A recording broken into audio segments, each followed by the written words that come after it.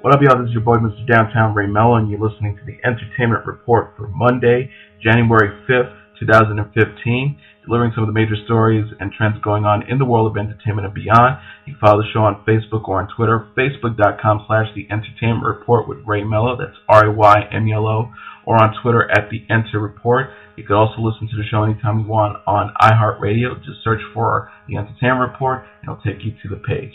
I hope everybody had a fantastic holidays and Happy New Year, and I hope whatever resolutions you have for 2015 all come true. ESPN SportCenter anchor Stuart Scott died Sunday morning following a long battle with cancer. Immediately after reporting the news of his death, the cable channel released a touching, nearly 15-minute video tribute to the beloved on-air personality. In the homage, narrated by co-worker and cancer survivor Robin Roberts, Scott's colleagues spoke glowingly about their friend. ESPN personalities Scott Van Pelt, Sage Steele, Steve Levy, John Harris, Dan Patrick, and others joined network president John Skipper in praising Scott and expressing his contribution to sports broadcasting. Patrick said he didn't push the envelope, he bulldozed the envelope. Roberts called the North Carolina native a new voice for a new time. She concluded the piece by saying, "Thank you, Stu, for your bravery and stellar example. Thank you for being you, as cool as the other side of the pillow."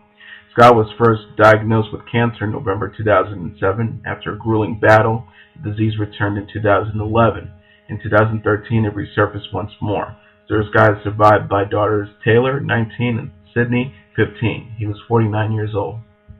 Sports stars from paid homage to ESPN Stuart Scott, such as LeBron James, Kobe Bryant, and Tiger Woods. NBA All-Star LeBron James wrote on his Instagram page, "Can you believe you're gone from us? Thank you so much for being you and giving us inner-city kids someone we could relate to that wasn't a player, but a close enough to them." Kobe Bryant tweeted at hashtag Stuart Scott Sayings, change the game, hashtag Booyah, hashtag don't hate the player, hate the game, RIP to a sportscasting legend. Tiger Woods said, "Stuart wasn't covering heroes and champions. It was the other way around. Thinking of my friend and his daughters," he tweeted. Even President Barack Obama also joined the parade of tributes to Scott.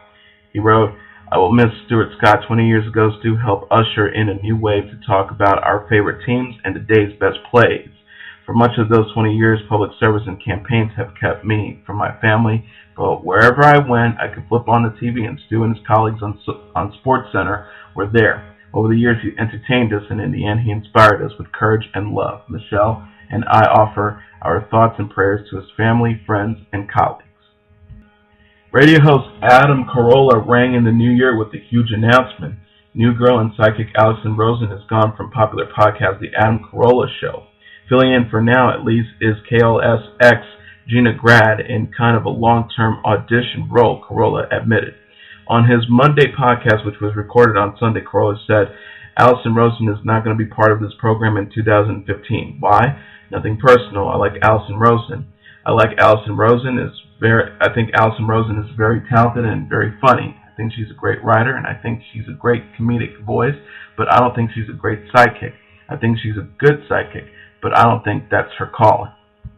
He also added, I sat next to her for a number of years and I tried it out, and it wasn't a fit as far as sidekick," he continued.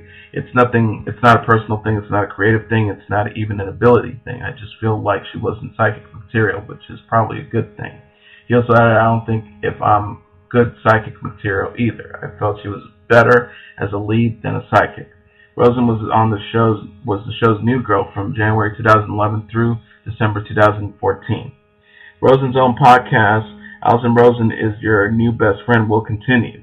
Rosen briefly commented on the news, "I'm no longer working with Adam Carolla. I'm going to be taking my podcast with me and doing my own thing. I'm really excited about it. It was a wonderful 4 years, but I'm super excited about this new chapter." She also added, "So, I'm okay. The podcast is okay. Everything's going to be okay. In a way, it's like I'm building my own pirate ship now," she said, referring to Carolla's own independent podcasting metaphor. As for her replacement, Carolla concluded his own statements in the following manner. "Gina Grad is here, and she's going to be here, and hopefully she will stay here." Grad and Carolla first crossed paths at KLSX when she was working for Tim Conway's Jr.'s radio show. Music legend Paul McCartney opened up about his new chart-topping Kanye West collaboration on Friday, but he isn't the only one tweeting about only one. McCartney wrote in a tweet that linked to the track, "For any of you guys who are wondering what I was doing with @Kanye West, happy rockin' New Year." But a smattering of smart Alecs have been giving the McCartney social media grief over the pairing, with many making jokes about how the rapper's young fans may have never even heard of the legendary rocker nor his former band, the Beatles. Oval Josh wrote, "I don't know who Paul McCartney is, but Kanye is going to give this man a career with this new song." Theo Sofiano said, "Who the fuck is Paul McCartney? This is why I fuck with Kanye. He's always trying to put on new artists." There's a good chance many of the tweets were in jest, but some music fans have taken them seriously and are upset by the slighting of McCartney, who has helped sell over 100 million albums, co-wrote with John Lennon one of the most famous songs ever in Yesterday, and was even knighted for his contributions to the world of music. Wrote Kimball Benian, Kanye West did a song with Paul McCartney, and people on Twitter are asking who Paul McCartney is, and now I understand domestic terrorism. Duke of Hoops wrote, "The downfall of America's youth has officially concluded with people not knowing who Paul McCartney is. Whether the people know him or not, McCartney and West's collaboration only one has taken off. An ode to the rapper's young daughter, Northwest. The song features West singing over McCartney's soothing keyboard sounds. The track was released on New Year's Eve and already reached number 3 on the iTunes charts." Keshia Knight Pulliam was the first to go on NBC Celebrity Apprentice, but she doesn't regret not asking her TV dad Bill Cosby for help. Pulliam told Access Hollywood on Monday, I did not feel it was necessary. Truth be told, had all of our teammates contribute as much time as they spent throwing me under the bus and actually have put in some more work, we would have fared much better." On Sunday night's episode, Donald Trump fired Pulliam and questioned her for not using her connections with the Cosby Show star to help her raise money for her apprentice task. Pulliam told Trump that she hadn't spoken to the comedian in years, but Trump believed the action would have saved her from being the first to go. Although the episode was filmed in March 2014 before Cosby's flood of rape allegations, Pulliam explained that calling Cosby for the first time in 5 years for money would have been inconsiderate. She wrote, "I hadn't talked to Mr. Cosby on the phone or in person the last 5 years, and would have been just tacky to call him and say, 'Oh yeah, by the way, you know I need this money,'" said Pulliam. "Honestly, had my other donors come through in time, I didn't need that." When asked about Cosby's rape scandal, Pulliam responded that she couldn't speak to the accusations but focus on his positive contributions. She said, "Whoever is involved, those are the people who were there. I wasn't there. I can only speak to the great man that I know and love, who has been so generous, who has been such a philanthropist in giving money back, millions of dollars to education in schools, and just the man I grew up knowing. It's really not my place to speak on that. Unfortunately, in the court of public opinion, everyone has formed their opinion, but we're still in America and you're innocent until proven guilty of any crimes." Game of Thrones is making history again. The HBO signature series is coming to the IMAX theaters for 1 week only. Beginning January 23rd, fans will have the chance to watch 2 Season 4 episodes of the popular fantasy series on the IMAX screen, followed by an exclusive trailer for the 5th season. The week-long event marks the first time a television network has featured its programming in IMAX theaters.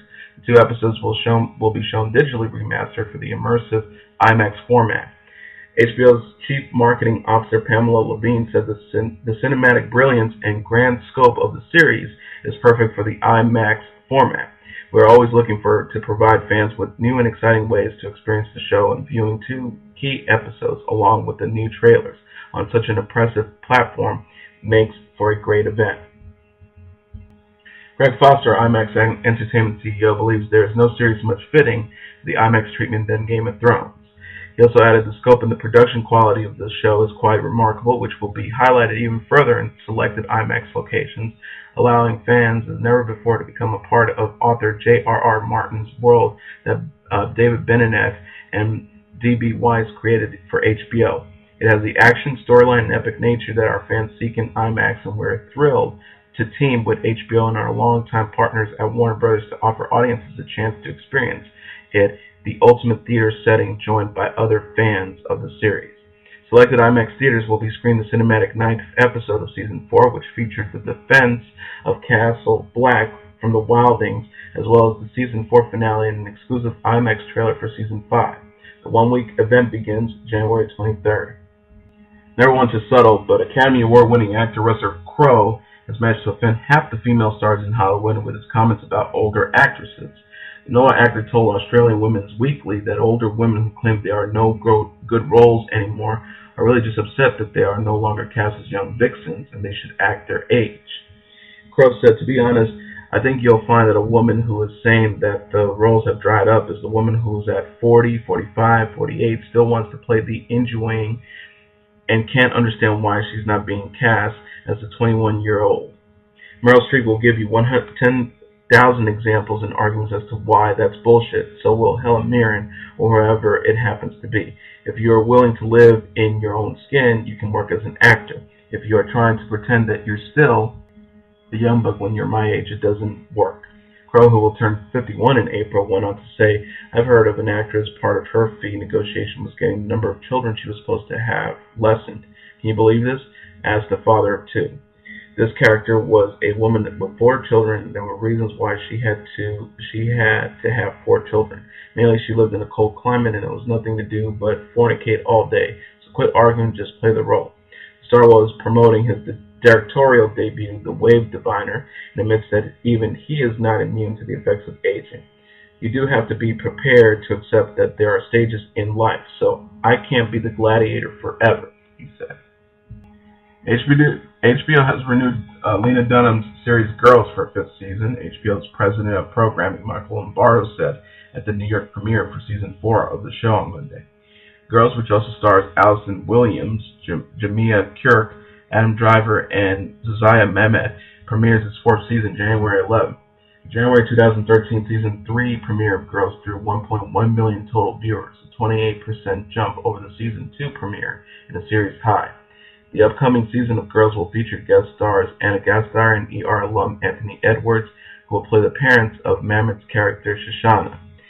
Natasha Lyonne, Jillian Jacobs, Mara Marone, Zachary Quinto, Jason Ritter, Maud Apatow, and Spike Jonze are also on board to appear on the 4th season of the series. Dustin Diamond, who played Uber nerd Samuel Screech Powers on the sitcom Saved by the Bell, has been ordered to stand trial for allegedly stabbing a man in a Wisconsin bar on Christmas Day, the Associated Press reports. The 37-year-old actor is facing a felony endangerment charge as well as 2 misdemeanors over the alleged incident. Diamond was arrested in Port Washington, Wisconsin after allegedly stabbing a man during a fight at the Grand Avenue Saloon. Diamond reportedly fled from the scene, but his fiancée was apprehended nearby. Diamond claimed that week that he acted in self-defense and his side of the story will be enough to persuade the judge to dismiss 3 charges against him stemming from the incident. According to him, there was a group of intoxicated people being rude and insulting. The Outaouais County District Attorney's report added that Diamond only got involved in the altercation after his girlfriend, Amanda Schultz, began fighting with a female member of the group, harassing them. The actor also said he did not intentionally stab the man under the armpit, but chaos broke out and people were grabbing at him. Diamond is currently free on $10,000 bail. And finally, The Hobbit, The Battle of the Five Armies was the #1 movie in the box office this holiday weekend, with the weekend gross of $21.9 million. Coming in at #2 was Into the Woods, which made $19 million. And #3 was Angelina Jolie's directorial debut movie Unbroken, which is most likely being an Oscar contender this year. It made $18.4 million. #4, The Woman in Black 2, Angel of Death, made $15 million. #5, Night at the Museum, Secret of the Tomb, with Ben Stiller and the late Robin Williams, made $14.4 million. #6, the remake of Annie, made $11.4 million. #7, The Imitation Game with Benedict Cumberbatch, another Oscar-winning contender in the making, made $8.1 million. #8, The Hunger Games, Mockingjay Part 1 with Jennifer Lawrence, made $7.7 million. #9, The Gambler, racked in with $6.3 million. And rounding out the top 10 was the cartoon movie Big Hero 6, which made $4.8 million. And that is your entertainment report for Monday, January 5th, 2015. I'm your host, Mr. Downtown Ray Mello. I'll be back tomorrow delivering some of the major stories and trends going on in the world of entertainment and beyond. Follow us on Facebook or on Twitter, facebook.com/The Entertainment Report with Ray Mello. That's RAYMELO, or on Twitter @The Enter Report. You can listen to this episode or any previous episodes of The Entertainment Report with Ray Mello on iHeartRadio. Just search for The Entertainment Report and it'll take you to that page. Have a great day, everybody. I will see you tomorrow. Bye.